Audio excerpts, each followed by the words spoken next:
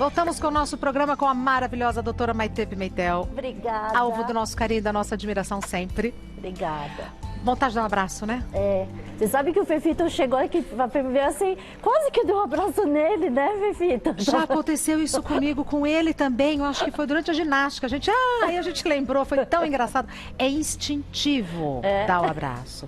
E é instintivo abrir a geladeira e comer, doutora Maitê. O que a gente faz com obesidade e depressão nessa época? Nossa, agora é pior, né? Porque você não tem muita saída de enganar teu cérebro com outras coisas. Exatamente. Né? Como é que a gente vai usar aqueles truques? Então, é o que eu falei lá na outra pauta. A gente tem que driblar os desejos cerebrais da vontade para satisfazer o cérebro, comendo coisas saudáveis, aí pega só um pedacinho do desejo da gente e vai levando e tenta fazer exercício em casa.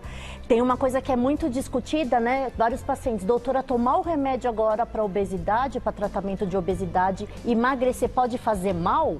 Né, por causa do Covid, na verdade não. Agora os estudos até mostraram que a obesidade é um fator de risco para complicação quem pega o Covid-19. Olha. Então os jovens que foram internados em UTI, eles tinham um fator de risco obesidade. Então, a gente sabe que o fator de risco é diabetes, hipertensos, imunossuprimidos, né? Mas a obesidade entra também como um fator. No Brasil, existem os últimos dados, acho que de uma semana atrás, 165 óbitos em obesos pelo Covid. Por conta da obesidade? Da obesidade. Doutora, no Reino Unido, 70% dos que foram para a UTI tinham obesidade. Então, nos Estados Unidos, então, nem... e até na França, 48%. Então, você vê que tem uma relação. Sim. Né? E foi isso que a gente tentou trazer hoje. Tipo, como é que a obesidade vai levar a baixa imunidade? É estranho isso, né? Sim. A obesidade, é lógico que tem o fator genético que a gente sempre fala, comer quantidade e qualidade certa, exercício, o humor, mas as células adipócitas de gordura, elas produzem várias substâncias, que são as adipocinas.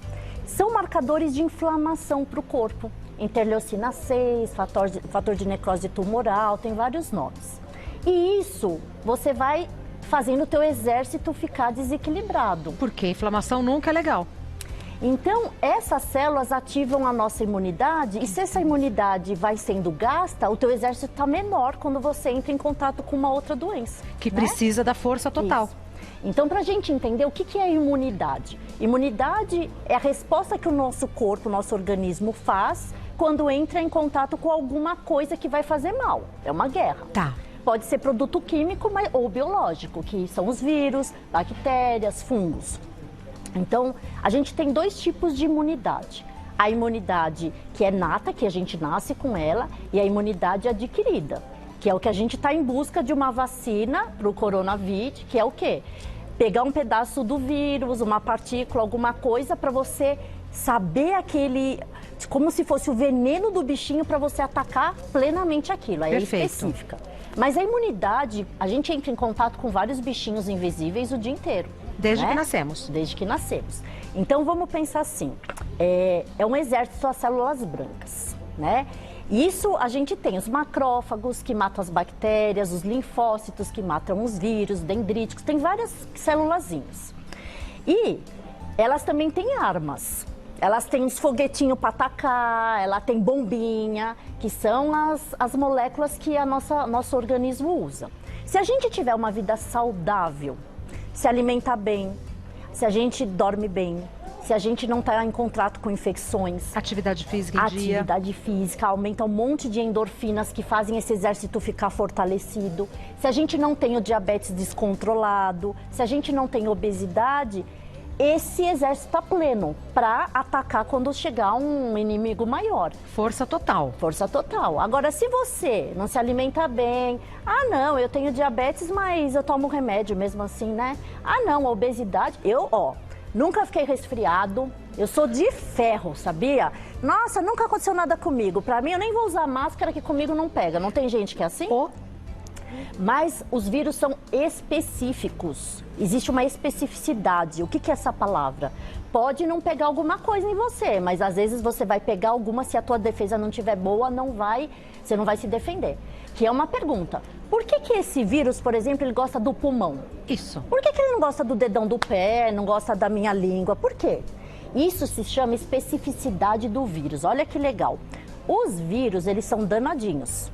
Por quê? Eles são invisíveis, nem o microscópio óptico consegue ver. Eles não têm célula, eles precisam entrar na célula da gente. Para ter uma forma. Para ter uma forma. Gente do céu. Ou da planta, ou da bactéria. Aí ele se replica, tá? E ele pega todas as suas informações genéticas. Olha é uma coisa só. Invisível. Invisível. E se começar esse... E ele é específico, é igual parafuso de porca. Encaixe perfeito. E perfeito. Então, os encaixes perfeitos desse tipo de vírus, eles estão numa parte respiratória. Mas então, e essa imagem que a gente sempre vê, que é da rodelinha com aquele monte de coisa que é coroinha, que é o vírus? É, por isso que é coronavírus, que ele parece uma coroa. Mas se é invisível, como é que viram? Não, é invisível aos nossos olhos. Ah, né? agora que eu entendi. E ao microscópio ele é visível. Isso. Ah, tá bom. Mas um outro tipo de microscópio, não aquele mais comum que a gente, sabe, estudou na escola, não. Precisa de um específico. Um específico. Ah, e aí, eu não justamente sabia. esse ganchinho dele, ele vai direto num buraquinho e abre a célula. Aí ele abre a porta da célula, ele entra. Invade. E aí ele rouba o DNA, o RNA e começa a se replicar. Então as nossas tentativas são o quê? Não deixar ele entrar, ou quando ele entrar, algum mecanismo que bloqueie isso, Tá. né? O que é difícil porque vírus é mutante. É diferente de uma bactéria que tem célula RNA, ribossomo que a gente aprendeu, ela é daquele jeito. O vírus, ele tira a peruca, aí ele enfia um sapato diferente, ele vai se modificando e a gente não consegue os ganchinhos específicos dele. Essa é a dificuldade de uma vacina para o vírus. Mas é bem legal, né? Por isso que a obesidade, ela baixa a imunidade da gente, isso é fato. E isso sobrecarrega todos os órgãos, não só o pulmão. A gente está falando agora de pulmão por causa do Covid, mas todos os órgãos. Essa obesidade também aumenta o risco de levar ao diabetes, que é outra doença que abaixa a imunidade, diabetes tipo 2 e hipertensão arterial. Fora isso, toda pessoa que tem uma doença crônica, ela tem um humor mais deprimido, né? Por quê? Ah, porque eu não posso isso, porque restrição a isso, porque... E aí, isso torna a pessoa na inércia, até de tomar o remédio corretamente, até de tomar a atitude de fazer o exercício. E essas doenças crônicas também abaixam a imunidade. Você vê que está tudo junto e misturado. Sim, e um complicando o outro. Sim. Né? Tem Por que isso acabar que a com gente esse tem gatilho. que parar o gatilho, ter determinação, procurar um bom profissional e lutar. Gente, é a guerra, então... Pegue arminhas com o seu médico, mude seu estilo de vida. E vai enfrentar. E vai enfrentar e vai conseguir. E vai vencer. Perguntas do pessoal de casa para a doutora Maitê, começando com a Silmara. Fiz cirurgia bariátrica há 1 ano. Já eliminei 50 quilos. Parabéns, Silmara. Mas agora, com essa quarentena e ficando em casa, percebi que quero beliscar a toda hora. O que posso fazer para manter o peso e não engordar? Então, Silmara, você sabe que essa questão de reganho de peso no pós-bariátrico é muito estudado. 20% só dos pacientes que perdem bastante peso conseguem fazer a manutenção. Então, se você em casa, eu estou determinado, vou procurar um médico, vou fazer dieta, vou tomar remédio, fazer exercício. Quase 70% das pessoas conseguem. Tá. Umas com maior facilidade e outras com menor. Mas 20% conseguem a manutenção. Como obesidade é uma doença também genética e hormonal, então a gente tem que tomar muito mais cuidado com as pessoas que têm predisposição, que é teu caso, Silmara, que você fez uma bariátrica. Nesses casos, precisa sim ter acompanhamento médico, não só com as vitaminas, todo bariátrico tem que tomar vitaminas em excesso, porque como a gente mexe na absorção do intestino, você tem que ter uma alta concentração para ter absorção e às vezes até tem que ser endovenoso ou intramuscular. Sério, hein? É sério, porque pode cair cabelo, pode cair a imunidade, é o que a gente está falando. E nesses casos, a gente precisa, às vezes, tomar um acelerador de metabolismo, precisa tomar remédios para diminuir a ansiedade, porque existem fatores, por exemplo, da obesidade, da bariátrica, 45% dos pacientes saem da compulsão alimentar para a compulsão por bebida alcoólica, saem pela compulsão para compras, outros tipos de compulsão. compulsões. E assim entender que não é falha, né? Então, muitas vezes a pessoa, eu sou obesa, fiz bariátrica, eu estou voltando a engordar, eu sou uma desgraçada, eu faço tudo errado. Não, existe um fator genético envolvido, existem remédios para ajudar. Mas tirando isso, o que aumenta a saciedade da gente, de todos, é proteína. Então, se a gente vai a uma churrascaria, a gente fica 4, 5 horas sem querer comer. Nem pensar em comida. Se você come doce e carboidrato, em 2 horas você quer comer de novo. Então, o que faz você tentar não beliscar tanto? Aumentar o nível de proteína da ingestão alimentar, muitas fibras saladas que também dão aquele empachamento e o beliscação, o desejo tem que ser pequenininho. Não deixe de matar seus desejos, mas coma numa quantidade menor. Essa é a dica para você, Silmar. Perfeito. Próxima pergunta da Claudelice Regina. Como acelerar o metabolismo em tempos de quarentena? Adorei, Claudelice. Acelerar o metabolismo é difícil, tá? Sempre. Mas existe a possibilidade. Então, por exemplo, o exercício é uma forma. Só que olha como o nosso cérebro é terrível. A gente demora 4 a 6 meses aumentando os hormônios do bem, fazendo exercício dia sim, dia não. Adrenalina, catecolamina, endorfina, para você ter o prazer de querer fazer o exercício. Então, olha, tem que insistir, né? Agora, 6 meses. 3 semanas parada, sem fazer o exercício, esses níveis hormonais caem. E você em casa vai ter preguiça e não vai mais querer. Então, a dica é, por mais que seja o exercício mais leve, funcional, tem várias coisas agora na internet, né, de dicas, até aqui vocês têm dicas de exercício, tudo, que a pessoa tem que manter principalmente a rotina e fazer esses hormônios não caírem. Não precisa ser a intensidade que a gente gostaria, mas não parar de fazer exercício. Outra técnica de acelerar o metabolismo é não comer carboidrato, fruta e doce à noite antes de dormir. Porque é o horário que o metabolismo cai e você vai acumular mais gordura. Acumulando mais gordura, aumenta a resistência insulínica, que diminui o metabolismo. Olha a cadeia. Outro fator, dormir direito. Existem hormônios como melatonina, histamina, cortisol, que se não tiverem níveis corretos, você também vai engordar. E existem coisas, remédios que a gente pode usar. E no dia a dia, pimenta acelera o metabolismo. Gengibre. Chá verde. Então, usar desses temperinhos e dessas fibras até para você melhorar a microbiota intestinal, que também tem a ver com o metabolismo, e ter uma qualidade saudável de alimentação. Então, não é legal comer pimenta à noite? Atrapalha o sono. Atrapalha o sono. E cafeína também, tomar, né, cuidado quem toma chá ou café à noite. Porque o chazinho é quentinho, mas depende da substância que tem nesse chá, você pode aumentar o quê? O nível de catecolaminas e adrenalina, e aí você inibe também o hormônio do sono, a melatonina. Perfeito. Mais uma pergunta da Luciana. Meu pai faz tratamento para obesidade e tem diabetes, mas entrou num estado depressivo que está deixando a gente muito preocupada. Ele anda tão triste que às vezes nem toma os remédios, já que está em casa sozinho nesta quarentena. Como podemos ajudá-lo? É uma questão bem complexa, Luciana, ainda mais nossos diabéticos, os que usam insulina. Porque, olha só, se ele não toma insulina, vai abaixar a imunidade. Se ele abaixa a imunidade, piora o nível de glicemia. Se aumenta a glicemia, também abaixa a imunidade e vira o ciclo vicioso. Você que tem alguma doença crônica em casa, não só diabetes, mas qualquer tipo de doença crônica, o mais importante é a gente ter rotina. Rotina para o cérebro é o mais importante para a gente não sair do caminho, né?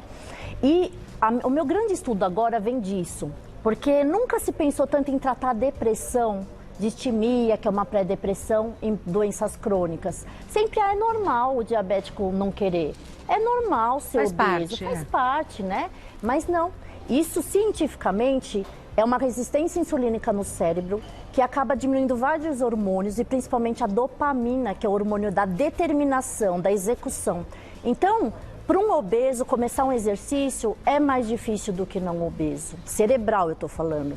Para um diabético tomar o remédio com rotina e querer fazer a dieta é mais difícil do que para o não diabético. E às vezes a gente acha ele é preguiçoso, né? E é aí que a gente quer entrar, a gente quer novos remédios, moléculas para aumentar a dopamina e diminuir a resistência insulínica. Mas enquanto a gente não faz isso, não tem esses remédios ou tem alguns, a gente tem que estimular a serotonina. O que é serotonina? É o hormônio da paixão, do bem-estar, do prazer. Como é que a gente aumenta a serotonina sem tomar antidepressivo? Pois é. Lendo um bom livro, experimentando comidas diferentes. Atividades prazerosas. Se apaixonando, né? Tendo bichinho de estimação, conversando com pessoas ou coisas diferentes na vida. Você tem que entrar em contato com vivências, experiências diferentes. Tá. Isso faz aumentar a serotonina. Então a Luciana pode estimular hábitos que o pai dela gosta, seja Sim. fazer um livrinho de palavra cruzada, alguma coisinha assim. Dá um quebra-cabeça, se ele consegue fazer. Liga para ele várias vezes. Dá um desafio para o seu pai. Eu sempre dou umas tarefas para minha mãe. Apesar que a minha mãe é bem espertinha, viu? Ela é bem... Mas eu falo, ô mãe, tô precisando de, sei lá, um sapateiro 24 horas, nananã. Arranja para mim. Aí lá vai não sei o quê, né? Ótimo. Então, estimular e ser presente na vida, né, do pai de vocês. Perfeito. Isso é o amor mais bonito que tem. Ele saber que te ajuda e que você ajuda também. Ó, que lindo, né? Mais uma pergunta da Paula. Remédios que regulam o apetite podem deixar o organismo mais fraco e propenso a contrair o coronavírus? Isso é a pergunta agora da obesidade do coronavírus, né? Então, como eu falei, a obesidade é fator de risco não para contrair o corona, mas para ter complicação, né? Boa. Então, para você ir para um tubo, para você a imunidade está mais baixa. Mas remédio de emagrecer, a gente está falando dos que não são off-label, que são on-label, né, determinados em pesquisa clínica, eles não fazem mal para coronavírus, para ter infecção. Tá. Pelo contrário, né, abaixando a obesidade, diminui as células inflamatórias do adipócito, que melhora a tua imunidade. Então, tem muitos pacientes, doutora, eu continuo o remédio ou não de emagrecer agora? O que eu faço? Não parem, tá? Agora, quanto à dieta, aí eu já tenho outra opinião. Não é hora de dietas restritivas, né? Fazer o jejum intermitente, comer só um tipo de alimentação, porque, como eu falei, a gente precisa de verduras, legumes, frutas, vários tipos de vitamina para melhorar a imunidade. Mas quem é low carb continua low carb. Sim, porque na verdade o carboidrato nem tem tanta, né? O refinado não tem quase vitamina. E tem pessoas que falam, se eu emagrecer vai abaixar minha imunidade? Não. Se você emagrecer comendo alimentos corretos, vai aumentar a sua imunidade. Né? E a imunidade está muito vinculada a frutas, verduras e proteína e zinco, selênio e magnésio. São nutrientes muito importantes para a formação dos linfócitos T, que são as células de defesa. E aonde tem isso? Nos nuts, nas oleaginosas, então é hora de comer amêndoas, nozes, caju. Na banana e no espinafre a gente tem magnésio, então espinafre é muito legal de comer agora. A gente também tem nas gorduras insaturadas, que é bacalhau, no salmão, no atum. Tudo comida gostosa, doutora. Você vê? Que também faz bem para a imunidade e não vai engordar. Então é para tirar pão, é para tirar macarrão, é para tirar arroz branco. Essas coisas vocês podem tirar que não vai... Aliás, vai melhorar a imunidade de vocês. Tá, mas continuar com uma dieta rica, né, com diversidade de alimentos, etc. Colorida e equilibrada. Colorida e equilibrada. Bom, vamos continuar com as perguntas para a doutora Maitê. Agora, a Tamires. Tomo remédio para hipotiroidismo, mas continuo engordando. O que mais devo fazer para perder peso? Muito bem, Tamires. Isso é uma dúvida que muitos pacientes têm, né? A tireoide com hipotiroidismo, sim, é um dos fatores hormonais que fazem o metabolismo cair, engordar, inchaço. Mas, gente, engordar ou emagrecer depende de muita coisa, né? Eu sempre estou falando aqui para você, mais de 200 genes, então 60% do nosso peso é genético. São mais de 20 hormônios, cada hora a gente descobre uma coisa diferente. Então não adianta às vezes tratar só a tireoide, por exemplo, a prolactina estiver alta, a gente tem que armar tudo, né? Fator psicológico, fator comportamental, atividade física. Ter o intestino, desbiose intestinal é importante não só para emagrecimento, mas para a imunidade da gente. Nós temos mais de 300 trilhões de bactérias no intestino que são filtro da gente. E elas têm até nomezinhos bonitinhos. Bacteroidetes, firmicutes, que fazem o bem ou o mal. A questão da qualidade do sono e organização e disciplina. Então, Tamires, às vezes não é só a tireoide que está te atrapalhando. Busque outras coisas que podem ser aí o vilão da tua obesidade. Mas aí ela vai precisar de uma ajuda de um profissional. Sim.